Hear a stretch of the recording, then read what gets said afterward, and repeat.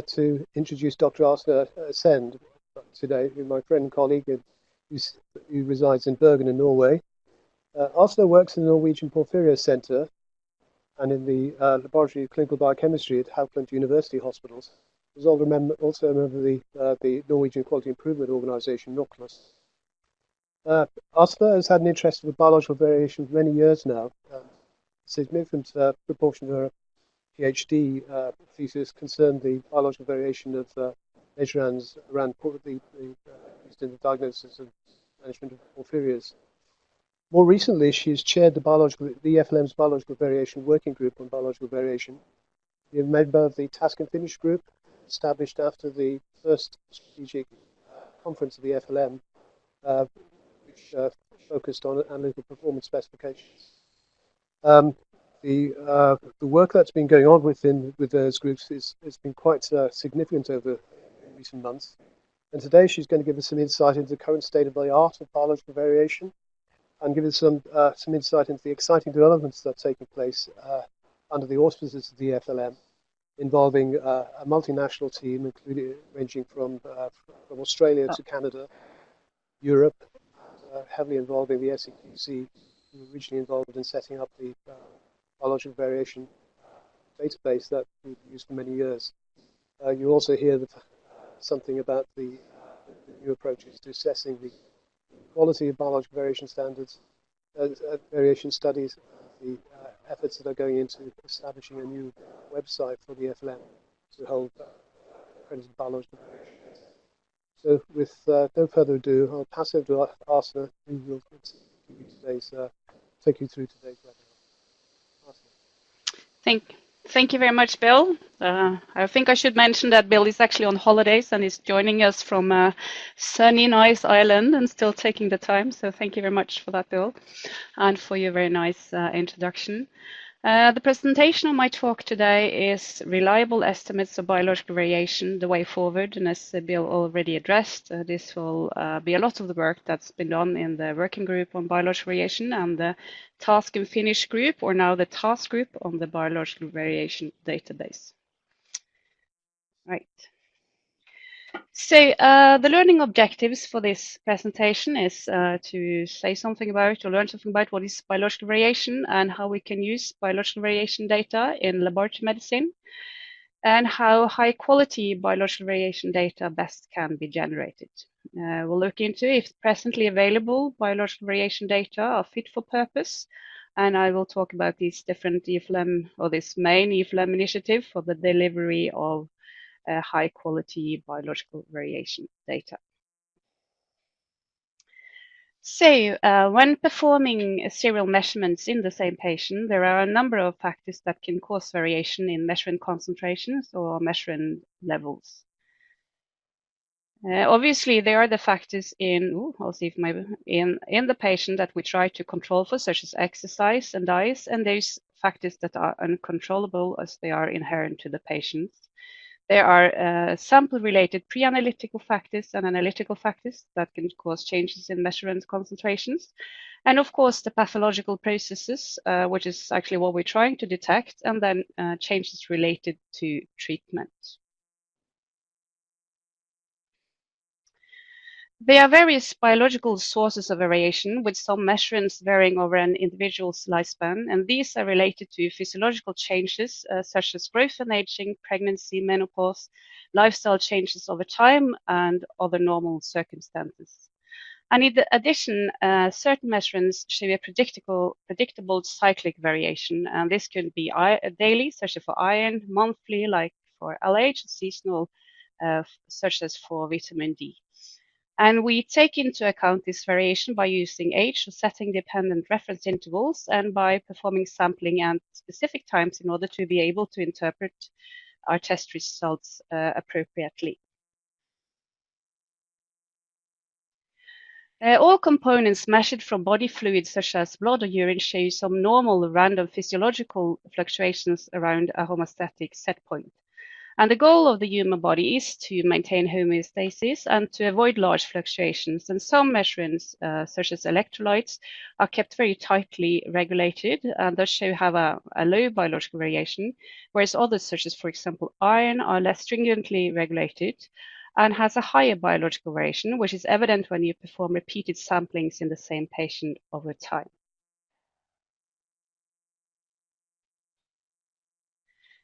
This graph here shows the results from 4 repeated samplings in 10 healthy individuals, where each result represents the mean and the range for each of the sampling.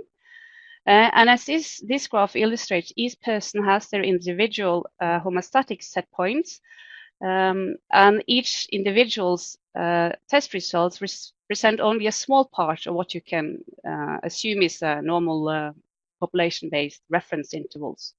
And this variation that we observe for each individual, which represent the random fluctuation around the homeostatic set point, that's called within subject biological variation, whereas the difference or the variation between the homeostatic set points of the different individual is called the between subject biological variation. If you read papers on biological variation, you may be confused by the number of different terms that are used throughout different papers in different journals. And Anna Maria Simundik and colleagues published a paper in 2015 where they had reviewed the 13 highest ranked clinical chemistry journals, and they identified 68 terms and 25 symbols for components related to individuals, and 47 terms and 18 symbols for components related to groups of individuals. So obviously there are numbers of terms out there which makes this slightly confusing. But in this paper, they recommended the use of a standard terminology, i.e. the within subject biological variation, abbreviated as CVI, and the between subject biological variation, abbreviated as CVG, to be used. And this is also the terminology recommended and used by the Working Group on Biological Variation, and has also been supported by clinical chemistry and laboratory medicine. And this is the terminology I will be using throughout the rest of my presentation. There are a number of applications of biological variation data, where one is for the use or for the calculation of reference change values. And there are different formulas available, one the classical, simpler, and one log normal approach. I won't go into these here, where they use the estimates of within subject biological variation and the estimates of analytical variation, abbreviated CVA, to estimate the reference change value, and you can use these to evaluate the significance of changes in serial test results when monitoring. Another approach is assessing the usefulness of population-based reference intervals, the index of individuality. As exemplified here, my green arrow goes astray here.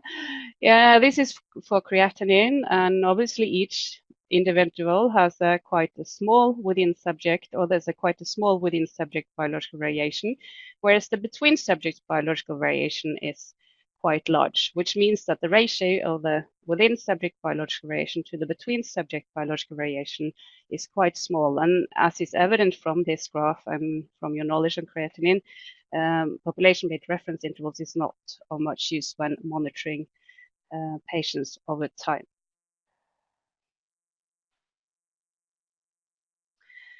Furthermore, biological variation data can be used to set analytical performance specifications, abbreviated as APS.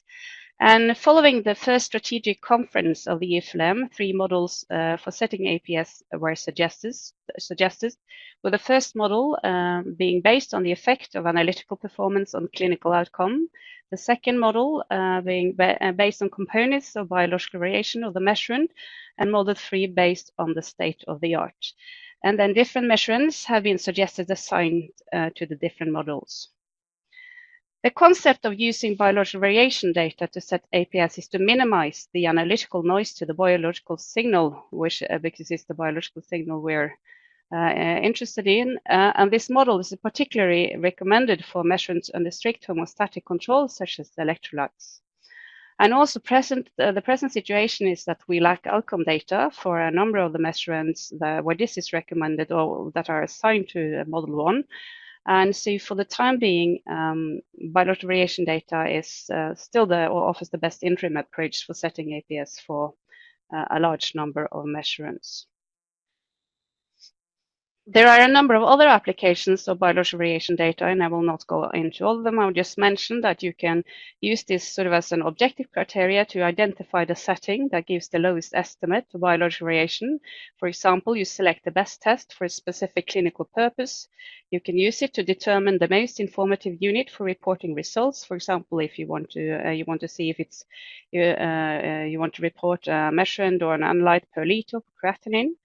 You could use it to determine which sample type is optimal for analyzing a specific constituent, and you can use it to decide which is the better approach for timing of specimen. However, when you consider the wide range and central and the use of biological data for a lot of important applications in laboratory medicine, and there are a set of assumptions. Oh, here my screen is working by itself. That's interesting. Okay. There's a number of assumptions there. And one is that the estimates we use are robust and reliable, and that are independent of time, geography, and analytical methods. And the estimate, typically, most biological variation studies are performed in healthy, and that the estimates you obtain in healthy persons is applicable to patients with disease, and if relevant, vice versa. So this sort of indicates that biological variation data are reference data, but it seems that they are often applied without this understanding. And typically when laboratories adopt population-based reference intervals, they scrutinize the data before implementing them, but it seems that there is less awareness that the same kind of process is necessary for biological variation data. So the question is then, the data that's out there, is it reliable? And I'll just shortly summarize the conclusions into previous reviews that included data for biological variation of urinary albumin and hemoglobin A1C by Miller, Clinicam 2009, and Federica Braga in Clinicam Acta 2010. And well, they both reported that there was a large variation in pre-analytical handling, sample types, and the storage of samples. There were differences in characteristics of study participants included in the different studies, and the length of the studies and the sample frequencies. And also different studies on biological variation had used methods with different analytical specificities, and there was inadequate or poorly described statistical analysis applied. The other question is if estimates of biological variation in health are similar to that seen in disease. And Carmen Rikus and her group performed a general review on 66 markers for 34 diseases in 2007 and found that for most markers, CVI was in the same order for disease for people with disease as for healthy, but it was higher for some disease-specific markers. However, statistical comparisons and review of the data was difficult because there was a small number of measurements for each quantity, and there was a large heterogeneity of study designs and methods used. In Federica Braga's review on hemoglobin A1C, you might look at this data and you think that it seems as if the within subject biological variation is lower in healthy than in patients with diabetes mellitus, with 5 studies reporting estimates in healthy from 0.7 to 1.9, whereas in patients with diabetes mellitus from 2.4 to 9.8. However, in a study by C.D. Carlson, where they performed estimated biological variation of hemoglobin A1C in a standardized protocol simultaneously in patients with stable diabetes mellitus and healthy, they found no significant difference between the estimates. So this may indicate that a lot of the differences we see here could also be explained by variations in study design and protocols. So what is important when you're going to generate estimates of biological variation and perform a biological variation study? And one thing is that's important is that your study must be adequately powered. And the number of replicates, the number of samples, and the number of individuals included in the study influence the reliability and the confidence intervals of the biological variation estimates. And the effect of these variables varies with the ratio and the analytical standard deviation to the within subject standard deviation. And generally, the lower this ratio, the more narrow the confidence intervals. So there's a paper there by Thomas Rødes in ClinChem 2012 where you can find more detail on this. Secondly, for the study design, it's important to include reference study participants and to apply adequate inclusion and exclusion criteria, and often studies lack detailed information on the study population. You must minimize the pre-analytical variation and take specimen and the standardized condition at set time intervals and adequately store your samples.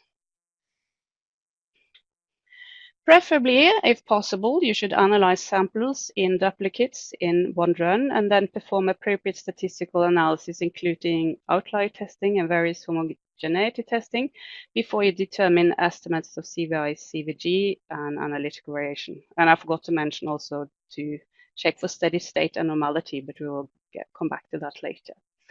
And then it's important to report the estimates with relevant measures of uncertainty, such as confidence intervals and the relevant metadata. And Bill, our excellent presenter today, published the biological variation data reported checklist in 2015, which is a standard for how you should report biological variation data. That includes 6 minimum data set domains titled abstract keywords, introduction, methods, data analysis, results, and discussion. And this gives a detailed overview on how data or how publications should be structured and what data you should include.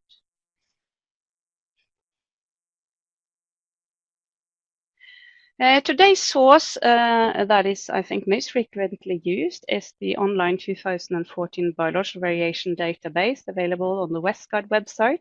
And this is prepared by the Analytical Quality Commission of the Spanish Society of Laboratory Medicine. This generation of data, or the generation of a database with components of biological variation, was initiated in 1997 and first presented at the Stockholm Conference in 1999. And this is estimates of biological variation is available with the derived analytical performance specification for imprecision, bias, and total allowable error. The present edition, which is the 8th, includes data from 247 publications. These include data for 352 measurands. For 202 of these measurands, the estimates provided by this database come from the results from only one study, whereas for 27 measurands, data or the estimates, the presented estimates, are based on more than equal to or more than 10 studies.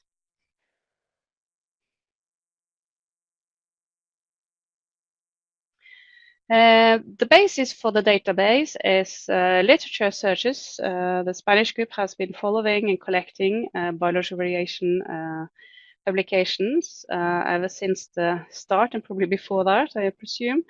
And the database includes publication from 1970 up till 2014, which was the last latest update. There was a scoring system that includes or sets inclusion criteria for studies to be included in the database, and they are that studies are designed for the estimation of biological variation. And this scoring system that includes which statistical model has been applied, and the ratio between the CVI and the CVA. And also estimates from healthy and deceased are separate. And the data point represented in the database is the common estimate is the median of the included studies.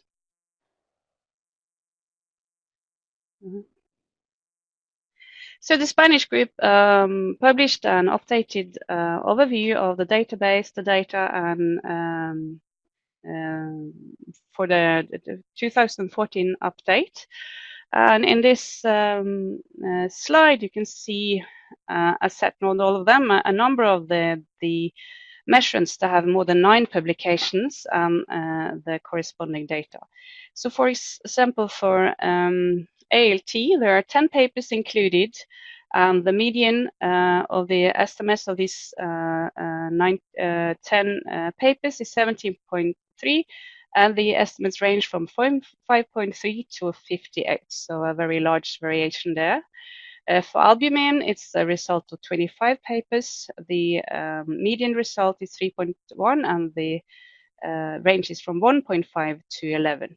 And as you can see here, the variation in the reported estimates from different studies is quite large, and this obviously has implications for the work in, or for which estimate we decide to use for our applications in the laboratory.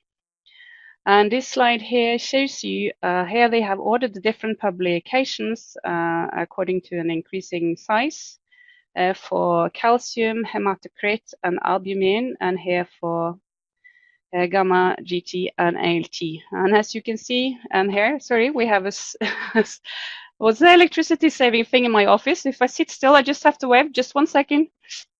Oh, this is quite funny. Okay. Oh, this was a nice break, and I got to move around a bit. Okay, I'm back again.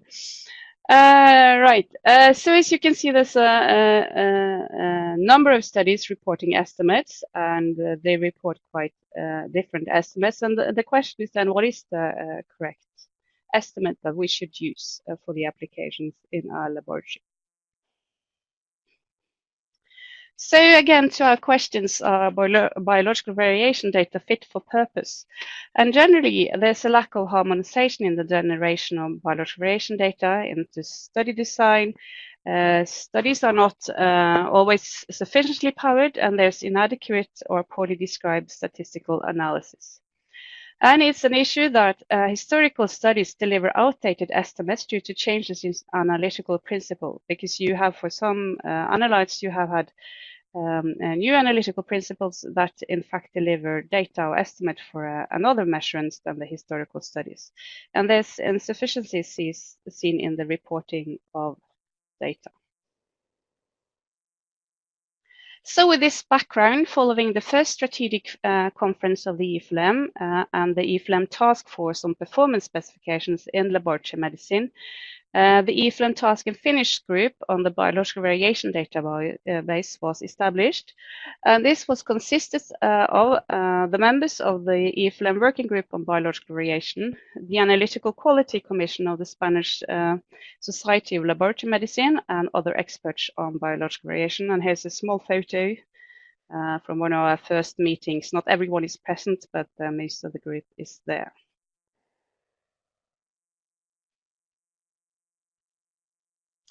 So the terms of reference for this working group was to use a critical appraisal checklist to evaluate papers on biological variation, and to evaluate the literature on biological variation and extract essential information from the papers, as well as summarizing the information, and to generate a database on the EFLM website with essential information about the biological variation and derived performance specification for different measurements, as well as the evidence behind.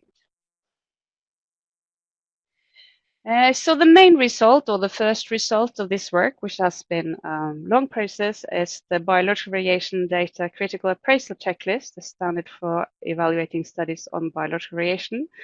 And this paper was published this week in Clinical Chemistry, also with an accompanying editorial by S.T. Bennett.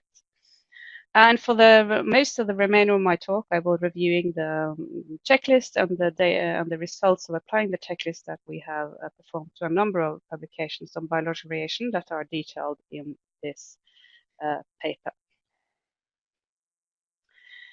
As a starting point, when we started to develop the biological variation critical appraisal checklist, which is abbreviated the BVAC, we used the biological variation data report checklist that I mentioned earlier as a starting point, and then we have had a long reviewing process with several practical rounds of reviewing publications and having input from other experts, and with the final result with the BVAC as it is today. And the aim of the BVAC is to verify whether all essential elements that might impact upon the veracity and utility of the associate biological variation estimates are present.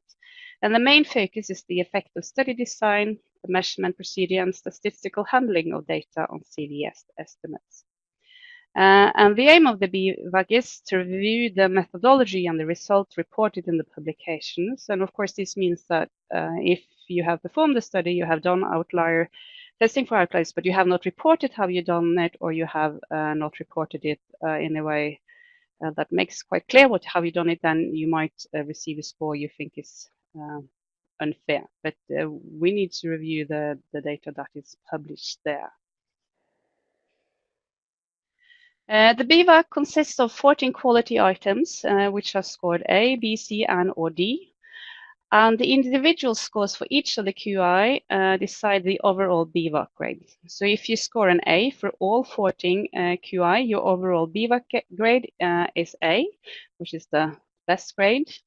If you have one or more quality items that receive as a B, then your overall BVAC grade is a B. And the same, if you have one or more QIs scored as a C, you get a grade C. And similarly, if you have one or more Ds, you get the BVAC grade D.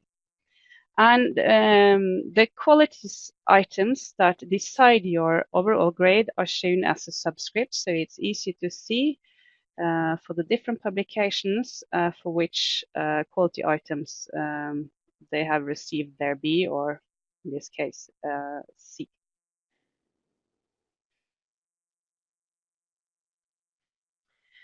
So the D score is, as mentioned, the lowest score, and studies that receive one or more D score are considered unsuitable for use in clinical practice.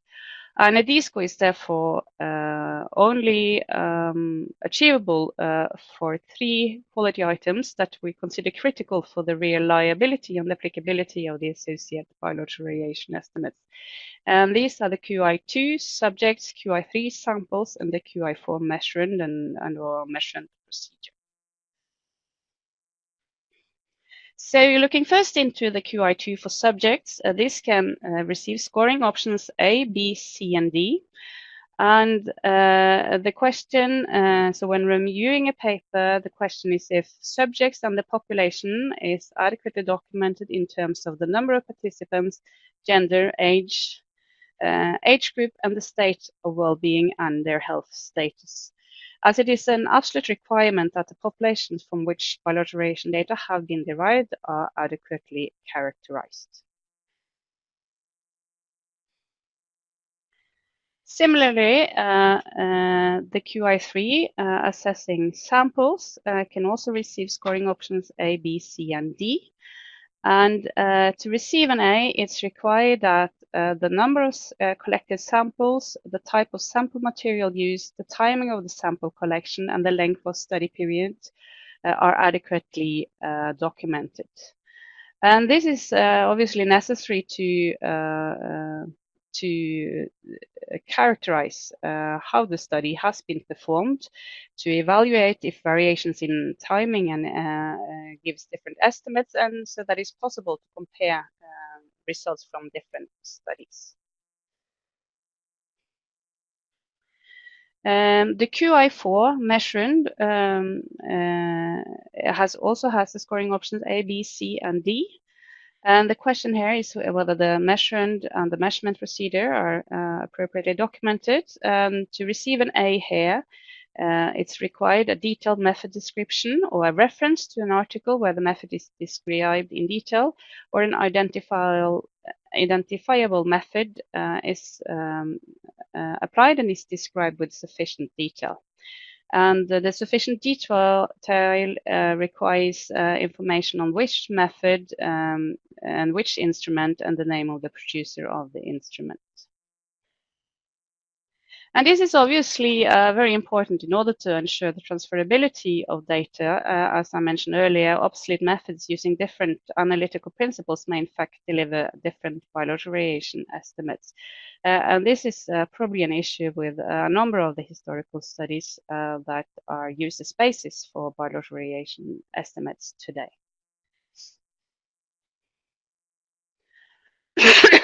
Sorry. Right. So moving over to the next set, these were the three quality items that could receive the scoring D.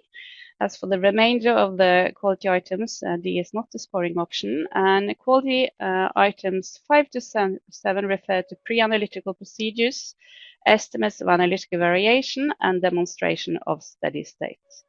And as for pre-analytical variation, appropriate pre-analytical procedures are necessary to avoid that the pre-analytical variation affects the CVI estimates. And obviously, if this isn't standardized throughout the study, then you can get too high estimates for your CVI, which then in fact represents pre-analytical variation and not within subject biological variation. As for estimation of analytical variation, as I mentioned earlier, preferable is to run study samples in duplicates. And this is the best way to obtain the estimates of analytical variation, and therefore question here is whether estimates of analytical variation is based on replicate analysis and are estimates presented. And for a number of articles, they didn't actually provide information on the analytical variation at all if they have applied another method, or they supply information on estimates of analytical variation that is not actually relevant to the patient's sample and therefore are less precise. As for steady states, for some measurands, you can expect to see variation during the study duration, for example. And it's important to assess whether all included individuals are in steady state or if data has been adequately transformed. Because if patients are not in steady state, then you will obviously get a higher estimate of your within subject biological variation than if they are in steady state.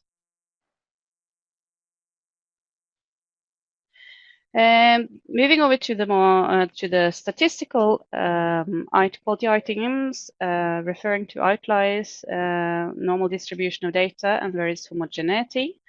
Outliers, often many studies report that they have performed outlier analysis, but they have done it on the full data set, which is quite different. And for biological variation or generation of biological variation data, it's recommended that you test for outliers of replicates of samples per subjects and between subjects. And the lack of removal of outliers between duplicates may falsely increase or decrease the estimated CVI, and outliers within the subject series usually increase the estimated CVI and also cause heterogeneity. Moving on to normally distributed data, the question is the distribution of data for each subject has been assessed for normality, and if not conforming to a normal distribution, been appropriately transformed.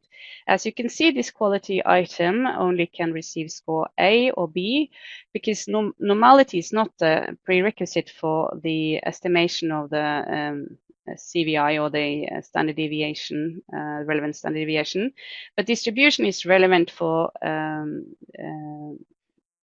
estimation of CVI depending on which model, or what's the word, which I've got a blank head right now, which approach you use to estimate the biological variation. So, for example, CV ANOVA can be applied independently of the distribution, but the normality distribution is necessary for calculation of confidence interval and reference change values to be calculated directly. And Thomas Røros has a paper also on this, and reviewing the different distributions and the consequences. As for variance homogeneity, typically estimates of biological variation are often achieved by applying a nested ANOVA, and there it's variance homogeneity needs to be examined. Also because you want, if you don't have variance homogeneity, the estimates you obtain may not be relevant or what's the word, generalizable to the general population. Well, as I mentioned, a statistical method, typically a nested ANOVA, an equivalent variance decomposition model with estimation of analytical within and if relevant between subject variation estimated directly is recommended. And there are other approaches, and they will receive not an A score, but a B or a C score, and this is detailed in the clinical chemistry publication. For confidence interval, that is a bit surprisingly, but very rarely reported in studies on biological variation. And obviously they are necessary for the evaluation of the CVI estimate and for comparing estimates obtained in different studies and or clinical situations. And calculation of confidence limits requires data on the mean number of samples and of subjects used in the calculation of the biological variation estimate and the estimates of analytical variation. So in this, for this particular quality item, you don't receive, if your study has reported the relevant data, you will not receive score C, but if you don't report the relevant data necessary for calculating confidence intervals, you will receive a score C.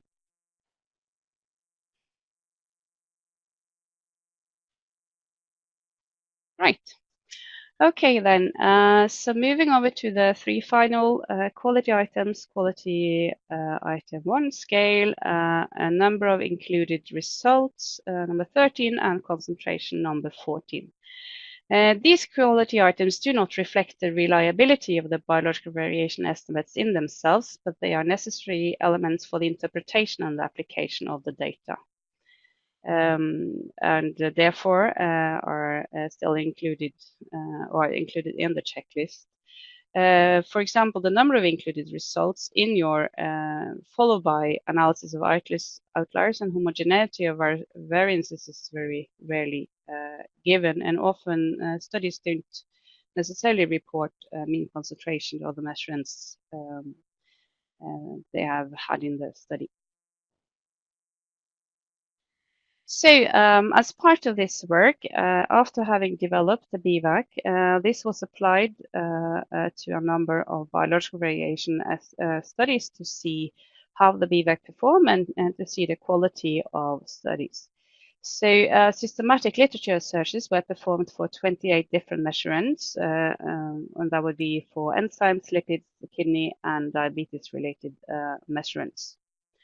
And by this search strategy, we identified 128 different publications, including 935 different biological estimates, for different subgroups. They would be for gender, for different age groups, etc. And for different measurements. Some studies include a wide range of clinical chemistry analytes, for example. And we have different sets of assessors scoring the different publications. And 9% of the 935 different biological variation estimates were scored as D, and mostly these were studies on enzymes due to the quality item 4, i.e. obsolete methods, as enzymes is one area where there has been significant developments for methods during the last decades. Applying the BVAC for this table to 117 articles or 847 individual biological variation estimate, because articles receiving a D score for all included measurements were excluded. Let's see. There's a lot of information here, but you can see that for the quality items, if I can get my green arrow, there it is. Outliers, variance homogeneity, and the number of included results are the most frequently received quality score C in more than 60% of articles and or estimates, published estimates, or 50 for the estimates for the number of included results. So this information is missing, or there is information, for example, of outlier analysis, but it has not been appropriately performed. For a lot of the other, for example, for information on subjects and samples, measurements, etc., most studies receive a high score. So that is good. And as you can see, otherwise it varies for the different quality items, but with these, particularly these two statistical items, in most of the reviewed publications, not having been adequately performed or adequately reported.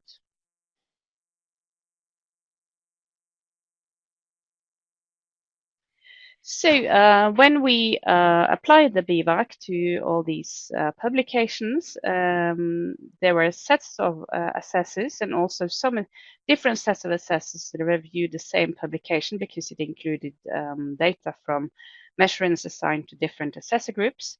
And there were some disagreements, and these were mostly for the 3 statistical quality items 8 to 10.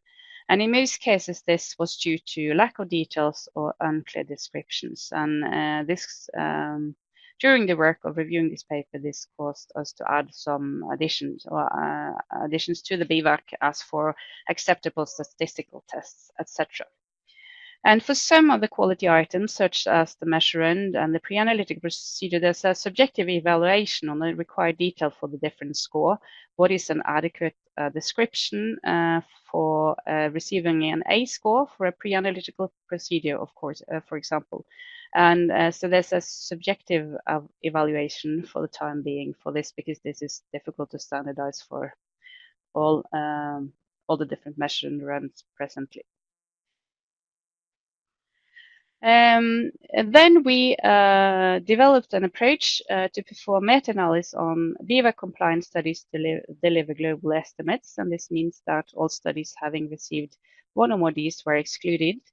And the meta-analysis was performed by using the weighted median, where the inverse width of the confidence interval, which combines information on the analytical variation, the number of subjects, samples, and replicates, and the quality grades were applied, and where the quality grades were arbitrarily given weights A equals 4, B equals 2, and C equals 1.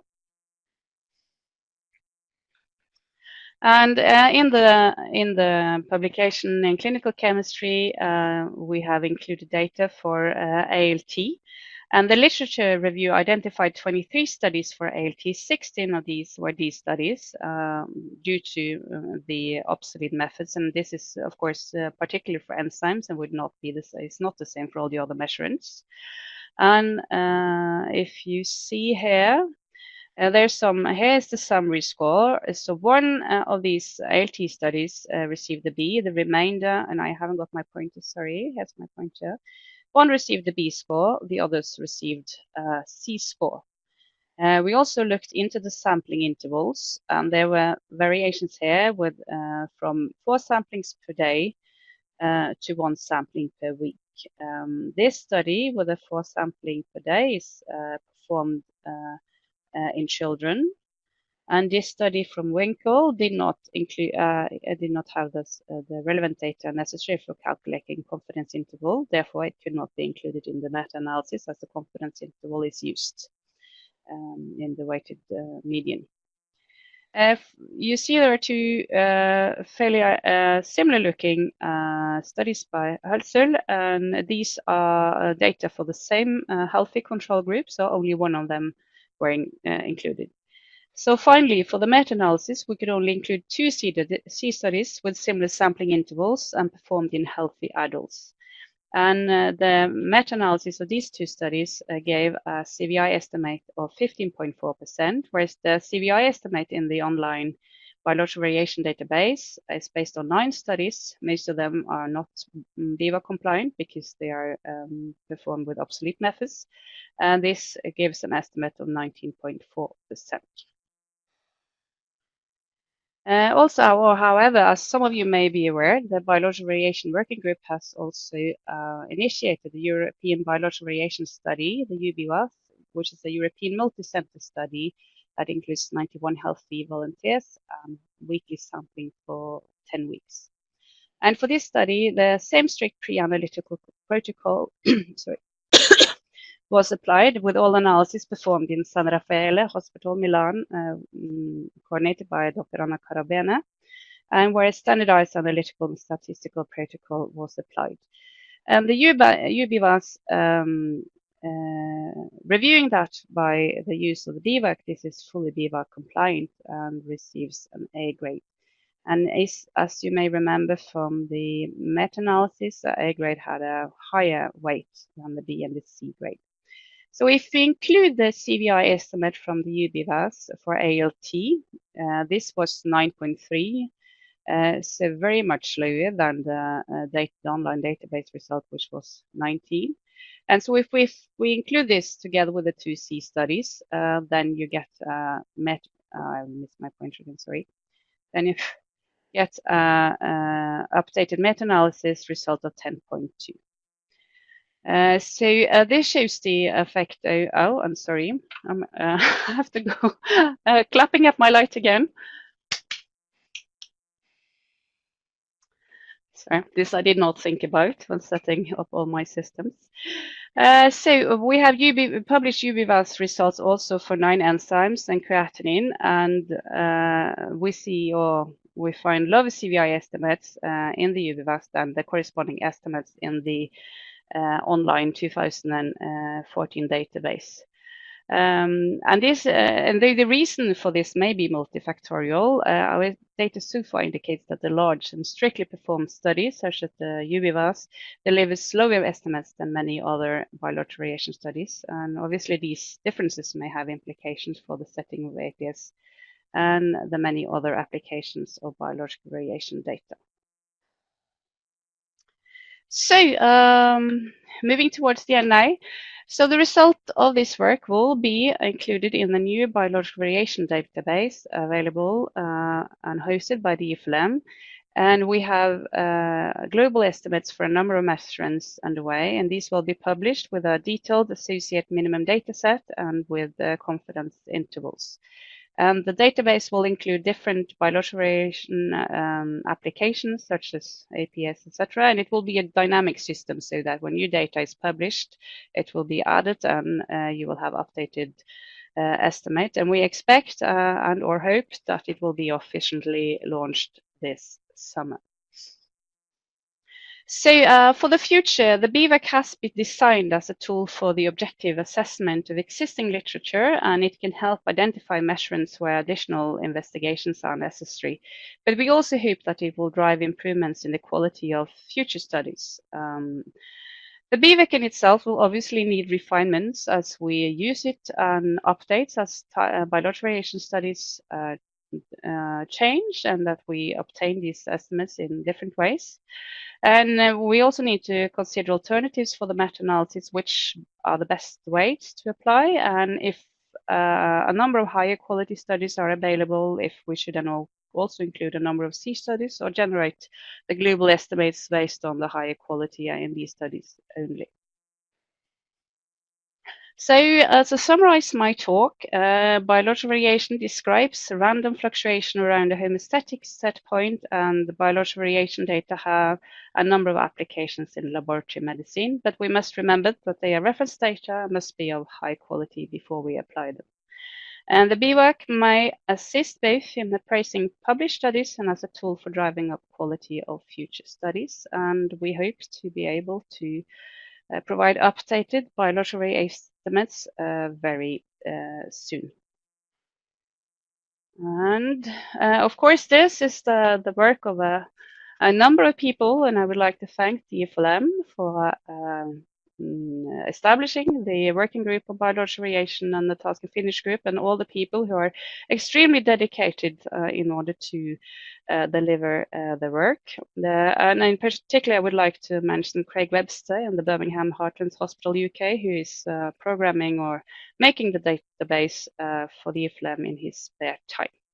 And of course, I would like to thank all the people working in the field of biological variation and the people who have laid the foundation of our work, such as Callum Fraser, and all those performing biological variation studies. Siemens Healthineers and Roche Diagnostics, who have provided funding for travel and accommodation for the meetings for the task and finish group. And Bill, Bartlett, Sanda, and Daniel for hosting the webinar and being very helpful. And otherwise, the road goes ever on. Thank you.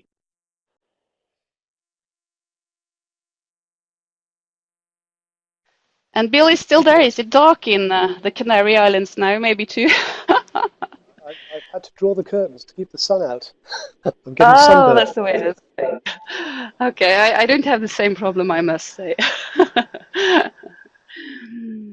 Also, that was an excellent presentation, very clear, very concise, and actually demonstrating what a difficult area this is that we've all been working on in these last few years.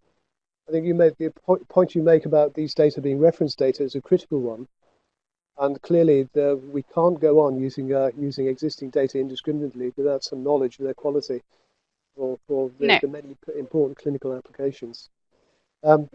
Whilst we're talking, can we encourage people to ask any questions by adding those to the chat area of the screen as whilst we're talking? Presently, people are very nice writing thanks. So thank you all for listening too. We should mention that. So what do you think are the biggest challenges you face going forward this work? Oh,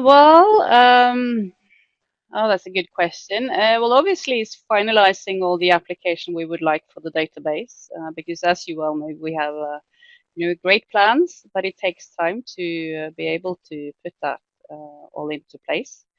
So I'm looking very much forward to, with all the work that has been done, that we will be able to finalize that and make it available to everyone, and hopefully provide better estimates that people can use without having to apply the sort of that detailed scrutiny, because hopefully we will be providing data that will make that part of the process easier for them, since we are supplying the estimate with the minimum data set, measures of uncertainty, and etc. You mentioned the work that Craig's doing on pulling together the new database. Can you give us a bit of a description of what sort of content we're likely to be seeing in that?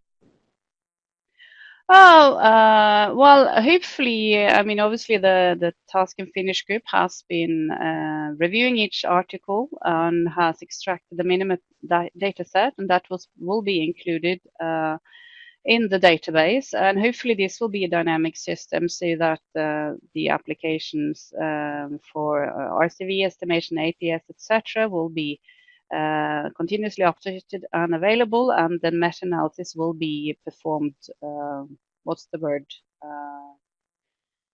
on the spot. So a constant update. So this will be a dynamic tool and not just a snapshot. So I'm quite excited to think about the time when we will be able to realize all of that and make it public. We don't seem to be seeing any more questions. Yes. Let's see. I'm seeing a question here by Enrico Sorrentino. Is it possible in the future to add hematology complete blood count parameters to BVAC? And I assume that the question is whether we can review studies including hematology complete blood counts by the BVAC. And certainly, the working group will very soon be publishing, I believe it is probably in press, a study on biological variation of the complete blood count. And Anna Carabene has, with Italian colleagues, published 2 papers. And certainly this in press biological variation study will be a grade A BVAC. So that should be available very soon, Enrico. Then we had another question, at least how many subjects we must analyze. That kind of depends. I would typically often people include 10 or 15 participants and 10 samplings, but the best is to refer to Thomas Röhre's publication in ClinCam 2015, where he gives a detailed overview and a table where you can look into the number of samples, the number of replicates, and in which way you can achieve adequate power to perform your study. So I would suggest Thomas Röhre's Clinical Chemistry 2012 to have the detailed information for your possibly plan a study under planning. So there's a question from Aniko Kosik. So is it better to collect more samples a day to get representative results? Well, that kind of depends what you're looking for. If you want to assess the within day biological variation, then you would, I presume that's what you mean, or more samples. But I mean, You would obviously want to standardize everything as much as possible so that you would collect all the same sample from all your study participants on the same day. But if you collect more samples in the same day rather than weekly, then you would get an estimate for the within day biological variation. So it gives you a different type of estimate of biological variation. So it depends what kind of data you're looking for, really. I can recommend the paper that Thomas's in clinical chemistry. It actually gives some very useful tables in terms of and a very easy lookup to get the answers to those questions. Yes, I absolutely agree on that. Okay. Well, if there are no further questions, I think it just remains to thank Aasne for a very clear presentation. Obviously, a very topical area. Oh. Thank you. Oh, we just got an additional question for coagulation parameters. I may add here that the UBVAS study that I briefly mentioned is a large-scale study where it has, which will produce high-qualitative estimates for a number of measurements, and where coagulation parameters is certainly in the pipeline for being published. So yes, there will be publications there. Sorry to interrupt you there, Bill. Please continue in your summary. Okay, it's just to say, it's again to thank you for your hard work, and those of you who know Aasne in this context will realise that she's worked tirelessly on this project and has driven us all very hard, but very effectively to actually deliver some good work. I believe I think it's revitalised the whole area of clinical biological variation in clinical chemistry, and thank you. And it was good to see the complimentary comments coming from the editorial within the recent chemistry, which again I advise you to read as an audience. So once again, thank you. And sorry. Carry on. Sorry, the delay. Keep talking. Sorry, no. Please carry on. I was just saying that obviously that in the BVAC there's a lot more detail to the checklist than I was able to show you today with details for each of the different A, B, C, and D scores. So please refer to that publication for the insight into which requirements are necessary for which scores and grades. That was just my additional comment there, sorry. And thanks to the FLM, it's notable that the only technical failure in the system was the light bulb in Aasne's office. Yes, that's hardly the responsibility of the EFLM, I guess. Thank you all very much. Thank you. Goodbye. Thank you, everyone, for listening and. Thank you very much all.